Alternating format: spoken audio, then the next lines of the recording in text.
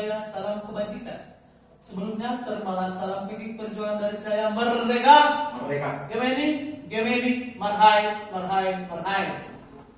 Podcast Gemeni, ngobrol pintar Gemeni. Baik, pada kali ini kita akan berbincang-bincang mengenai tentang Gerakan Mahasiswa Nasional Indonesia. Telah berhadir bersama kita Ketua DPC Gemeni Kota Padang Sidimpuan, Bung Fikri Haikal Harahap. Apa kabar, Bung? Alhamdulillah, kabar baik. Bung Fikri Haikal ini adalah Ketua DPC Gemeni Kota Padang Sidimpuan yang sudah menjabat 2 periodisasi hingga saat ini. Betul nggak, Bung? Betul. Beliau merupakan Ketua DPC Gemeni yang pertama kali di Kota Padang Sidimpuan. Baik, Bung, di sini kita akan berbincang-bincang mengenai tentang Gerakan Mahasiswa Nasional Indonesia. Banyak kawan-kawan mahasiswa di luar sana yang bertanya-tanya, apa sih, Bung, Gemeni itu? Apa sih tujuan Gemeni? Dan apa kerja-kerja yang sudah dilakukan Gemeni terkhususnya di Kota Padang Sidimpuan? Berangkat dari pertanyaan pertama, apa sih, Bung, Gemeni itu? Oke, terima kasih Bung Adi. Gemeni itu adalah singkatan dari Gerakan Mahasiswa Nasional Indonesia. Mungkin kawan-kawan mahasiswa bertanya-tanya, di mana sih kedudukan Gemeni khususnya di lingkungan kampus, kan begitu kira-kira. Gemeni ini adalah organisasi kemahasiswaan yang sifatnya adalah eksternal kampus. Secara historisnya, Gemeni ini lahir pada tanggal 23 Maret 1954. Dalam perjalanannya lahirnya Gemeni ini terjadi atas difusinya 3 organisasi. Ada organisasi yang bernama Gerakan Mahasiswa Merdeka, Gerakan Mahasiswa Marhai, Gerakan Mahasiswa Demokrat Indonesia yang memiliki satu ideologi yang sama, yaitu Marhainisme. Mereka memiliki sebuah kesepakatan bersama untuk menyatukan ketiga organisasi ini menjadi satu.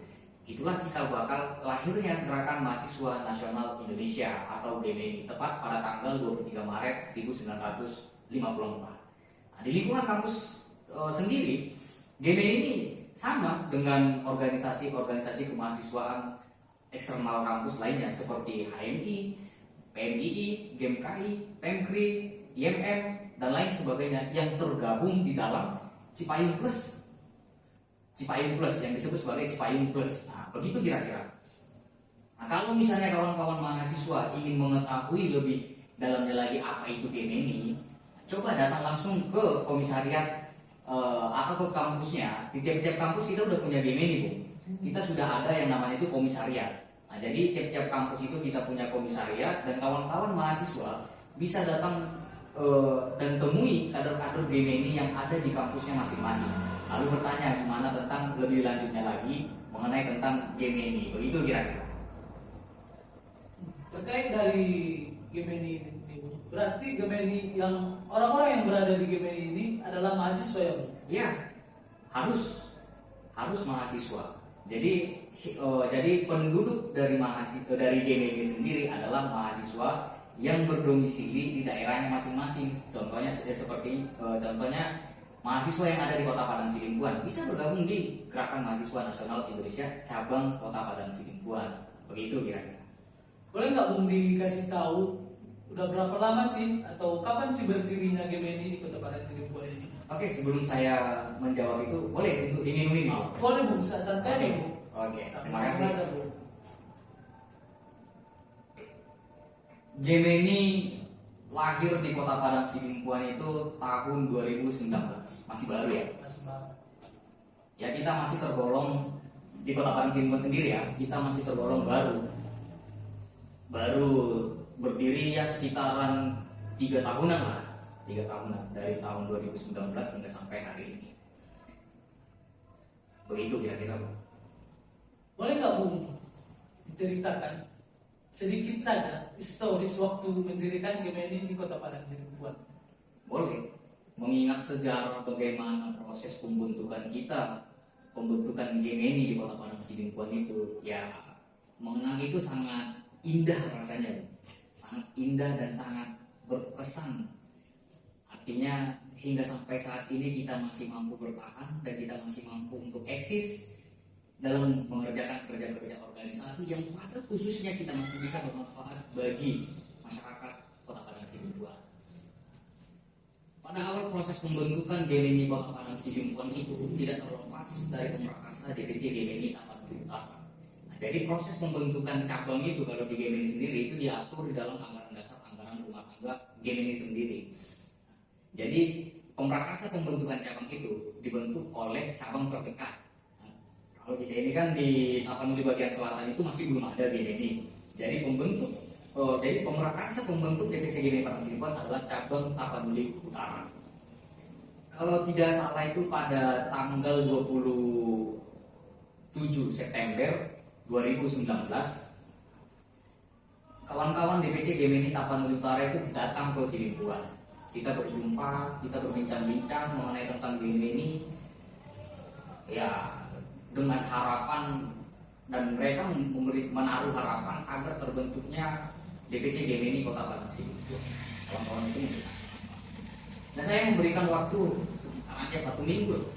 Kita punya analisis tuh, kita harus membuat analisis apakah GMNI itu layak berdiri di Kota Padang Sidimpuan, kan begitu kira-kira. Karena GMNI ini sifatnya ini adalah organisasi perjuangan. Organisasi perjuangan yang harus betul-betul berjuang. Ya berjuang itu untuk siapa? Ya untuk masyarakat yang pada khususnya adalah kaum-kaum marhain kalau kita sebut itu. Kaum-kaum marhain. Saya membuat analisis, kami membuat analisis bersama kawan-kawan, beberapa kawan-kawan, GMNI ini layak untuk dibentuk di Kota Padang Sidimpuan.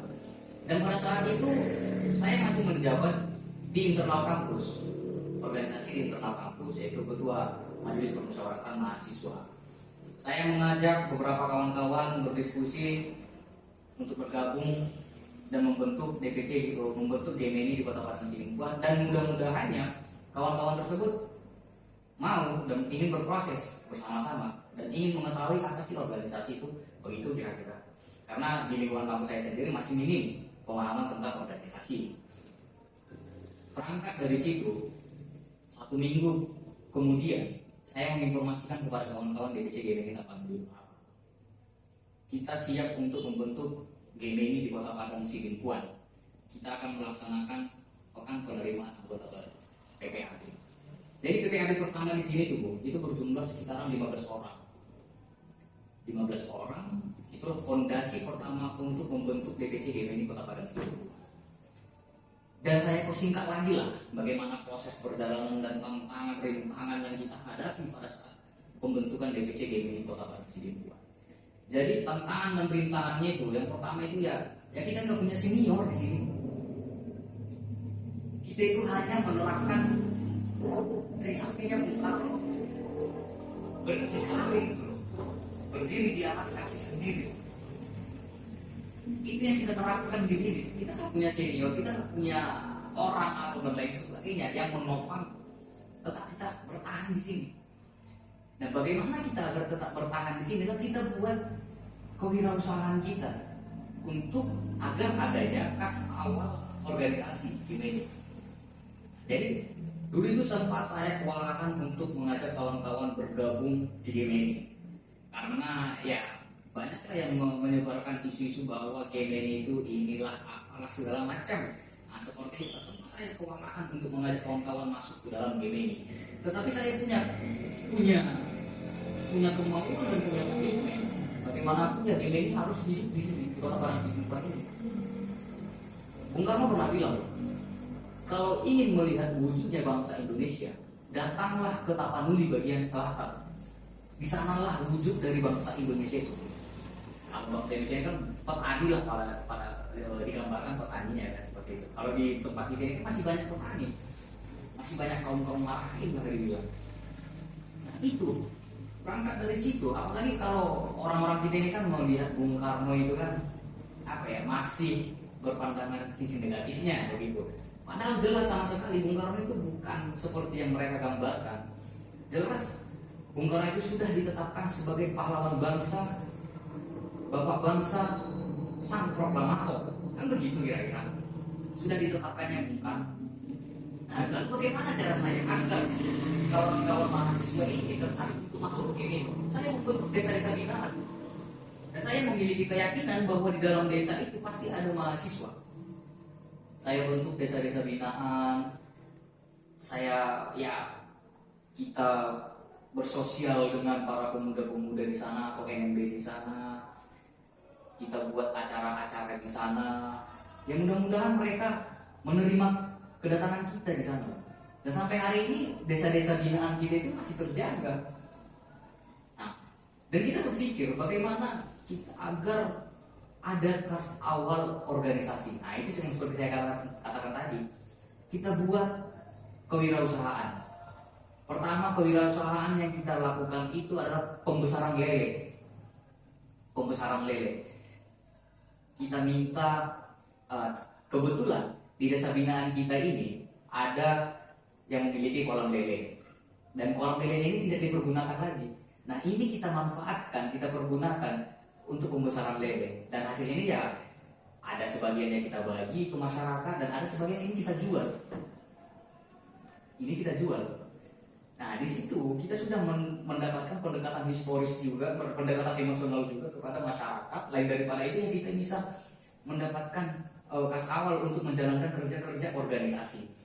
Kas awal itu sangat diperlukan, Bung, di dalam organisasi. Bagaimana kita untuk membuat PPAB, bagaimana kita untuk membuat KTD, bahkan bagaimana kita berkonsolidasi ke kampus-kampus untuk membentuk komisariat-komisariat. Itu membutuhkan dana lah kalau kita bilang seperti itu, ya kan, kira-kira seperti itu. Nah, berangkat dari itu, ya perjuangannya itu ya kalau dikenang lah sangat indah lah, indah dalam perjuangan ini. Bahkan sampai kita berpikir bagaimana caranya agar Bung dan Sarina di Kota Padang Sidimpuan ini setidaknya sebagian lah memiliki jas gitu.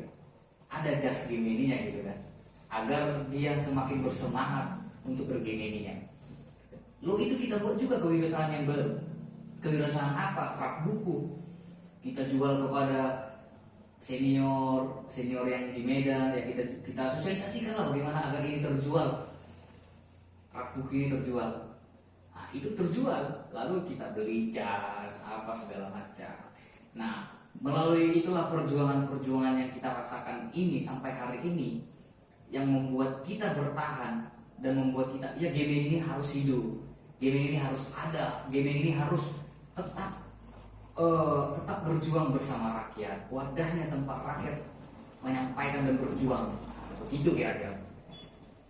Terkait dari cerita atau historis yang diceritakan tadi, banyak sekali tantangan-tantangan yang Bung terima dari masyarakat, khususnya di Tapanuli bagian selatan ini. Yang dimana masyarakat mengatakan bahwa GMNI itu PDI. Apakah benar GMNI itu ada keterkaitannya dengan PDI? Nah, itu yang harus kita clearkan. Dan memang menjadi tantangan juga waktu proses pembentukan dulu sama kita, bahwa kita GMNI ini dianggap sebagai partai politik PDIP kan. Yang artinya kan PDIP kalau di masyarakat kita ini kan masih apalah dibilang gitu kan. Jelas itu sudah clear loh. GMNI itu bukan PDIP. Secara anggaran dasar, anggaran rumah tangga itu sudah dikatakan bahwa GMNI ini adalah organisasi independen. GMNI ini tidak berafiliasi kepada partai politik manapun. Kita adalah organisasi sendiri loh, bukan anak partai, bukan organisasi partai politik dan lain sebagainya.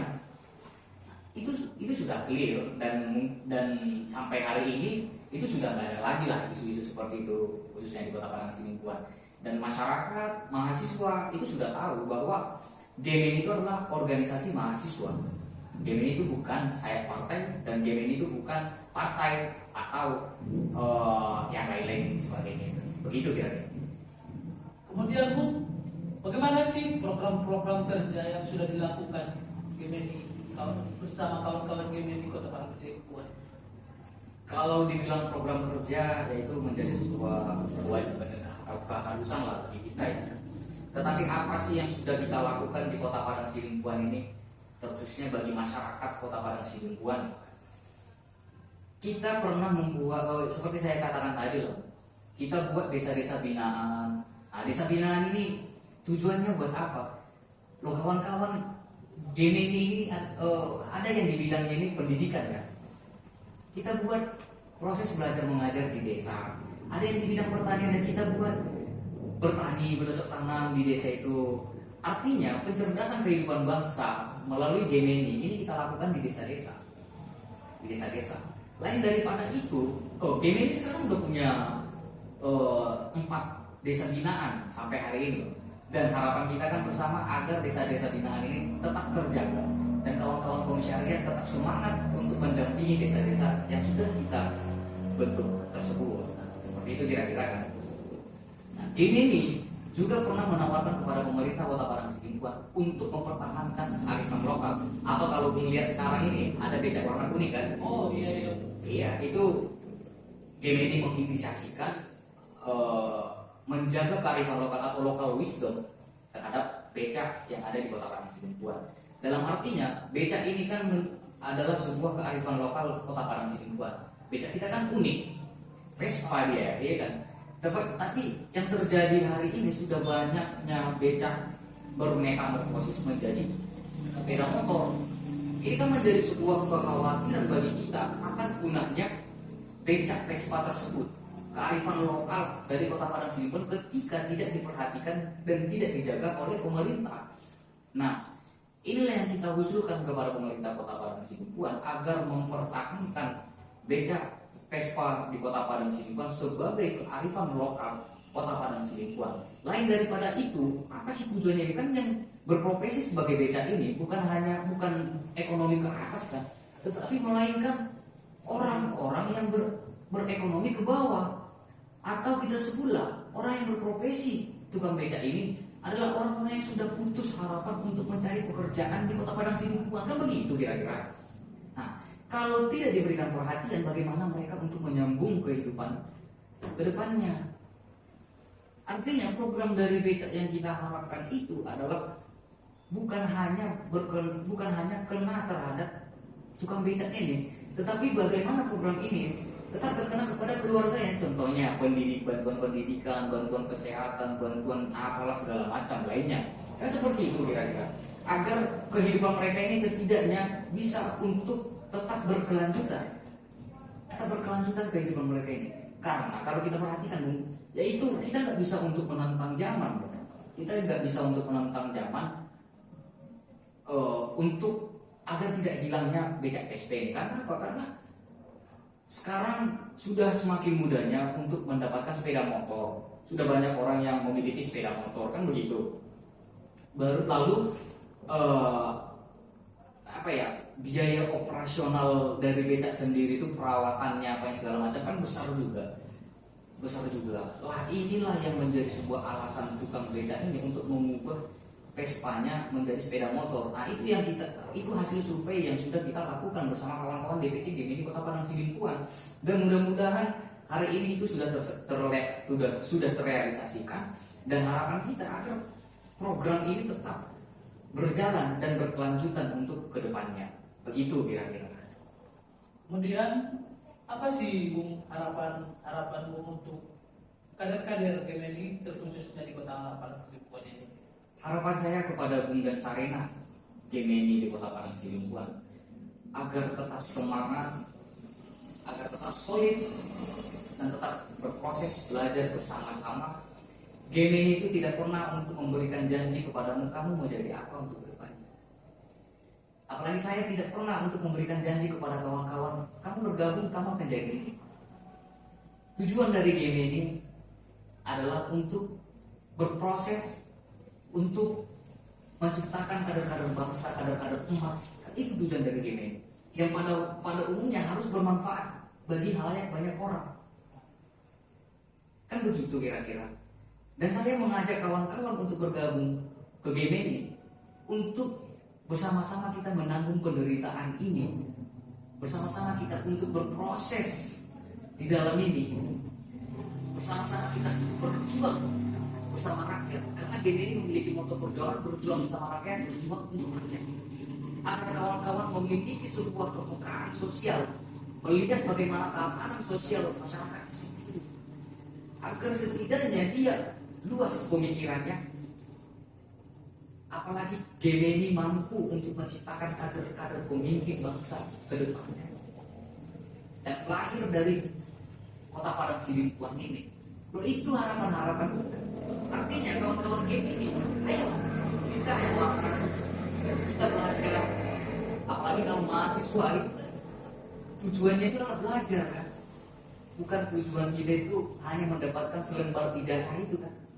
Tetapi sewaktu kamu mahasiswa, kamu nikmatilah tempatnya, kamu nikmatilah sakitnya, kamu nikmatilah bagaimana penderitanya. Yang kelak nanti itu adalah bekal kamu untuk kehidupan yang sesungguhnya. Seperti itu kira-kira. Jelas ya buat kawan-kawan sekalian. Terima kasih kepada Bung Fikri Haikal Harahap yang telah memberikan penjelasan tentang Gerakan Mahasiswa Nasional Indonesia. Izinkan saya mengambil sebuah kata-kata mutiara dari Tan Malaka yang berisikan tujuan pendidikan itu adalah untuk mempertajam kecerdasan, memperkukuh kemauan, serta memperhalus perasaan. Sekian dan terima kasih. Podcast Gemini, ngobrol pintar Gemini, merdeka!